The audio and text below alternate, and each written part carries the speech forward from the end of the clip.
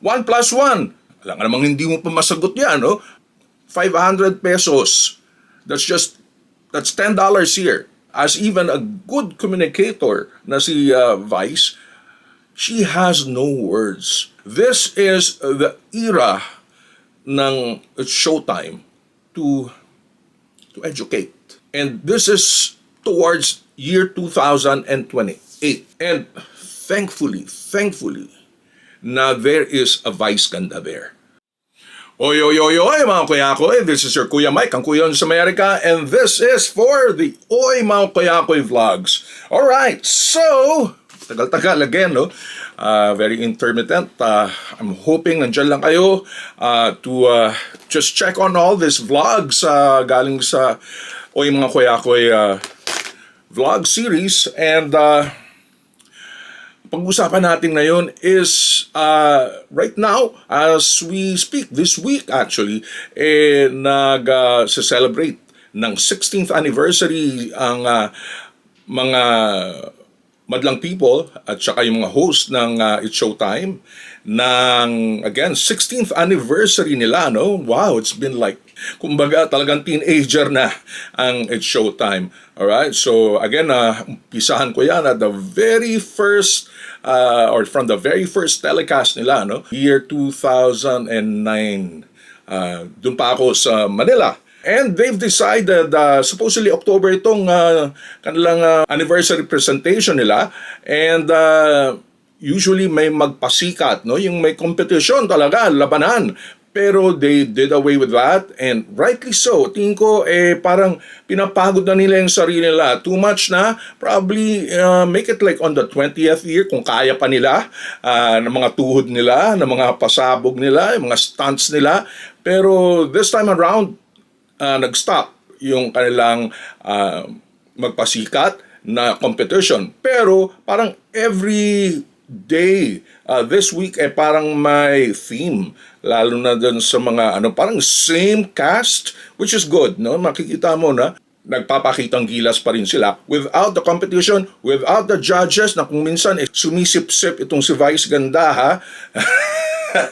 Alright, so this time around wala, o hindi na kailangan magsip-sip. Pero yesterday was yung drag presentation nila ng mga boys kasama si Vice. Tapos the day before that is yung P-pop. P-pop ba matatawag dyan? O Pinoy rock? I don't know tonight what kung ano yung gagawin. At least night time tonight, no? Saturday. So at the same time, grabe yung kanilang pa-contest. Yung pinamimigay nila yung pera na halos, no? 1 million, 1 plus 1. Alam nga namang hindi mo pa masagot yan, no? Parang, wow, ganun na talaga pamimigay ng pera ng It's Showtime. Well, make it special. Lalong-lalo na ngayon, no? Na talagang taghirap sa Pilipinas, taghirap rin dito sa Amerika. And, oh my gosh, parang, ano ba nangyayari sa mundo? Hindi ba? So, talagang 500 pesos. That's $10 here. Kawawa, no? Yung natipong kailangan ipagpilitan ng gobyerno na pwede ang Noche Buena, Christmas Eve na kainan at 500 pesos. Ano yun? Dalawa lang kayo ba? I feel bad na, well, ganun, no? Ang pangyayari ngayon, napakamahal na mga bilihin. Alright, so ngayon, lalo na sa mga nasalanta ng bagyo, tipong tuloy-tuloy yung unos sa eastern part ng Pilipinas, from Isabela hanggang doon sa Cebu, Negros, alright, Quezon, tuloy-tuloy yung malalaking bagyo. Well, expected pa rin, pero ang hindi expected yung baha, no? And kalunos-lunos yung kwento ni Ate Luna na yon, no? Na kung saan namatayan siya ng 2 anak, no? At nandun na sila sa bubong. So sorry. Pati yung mother-in-law namatay, nawala. And it is very painful. Somehow it's really good na nandoon si Vice na to try to heal, probably not even heal, para lang mabigyan sila ng not even hope. Pero kumbaga, sabi nga ni Vice, speechless siya.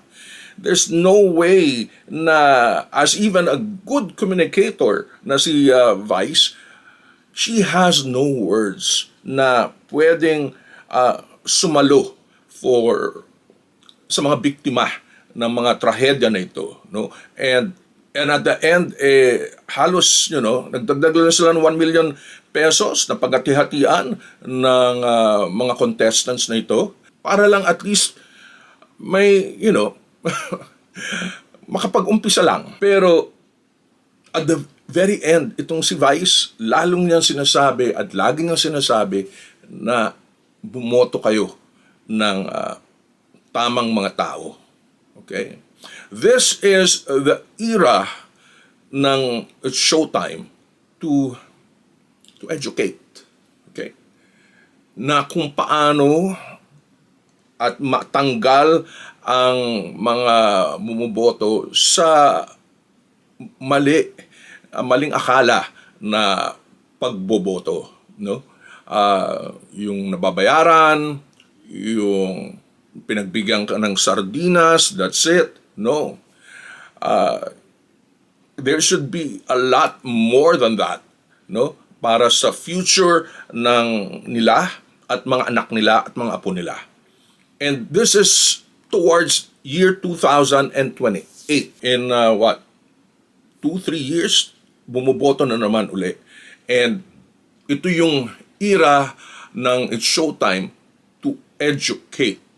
Parang wala pa akong nakita na isang popular program na may leanings toward that, no? Na mag-educate sa masa kung paano bumoto, magkaroon ng critical thinking. And thankfully, na there is a Vice Ganda there na makaka-communicate, na makakaturo effectively, makakapagbigay ng magandang halimbawa, makakapagturo.